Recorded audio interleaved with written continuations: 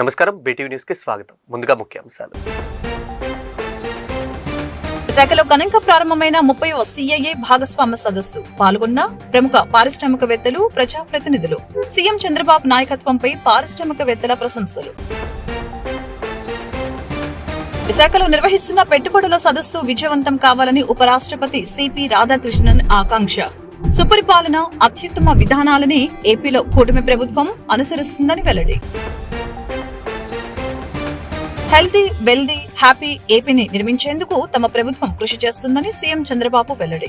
విశాఖ సదస్సు కేవలం పెట్టుబడులు, వాణిజ్య, వ్యాపారం ఒప్పందాల కోసం మాత్రమే కాదని సీఎం స్పష్టీకరణ. బీహార్ అసెంబ్లీ ఎన్నికల్లో ఎన్డీఏ కూటమి ఘన విజయంతో మరొకమారు రుజువైందన్న డిప్యూటీ సీఎం పవన్ కళ్యాణ్. ప్రధాని నరేంద్ర మోదీ నాయకత్వంపై ప్రజల విశ్వాసం మరొకమారు రుజువైందన్న పవన్ కళ్యాణ్.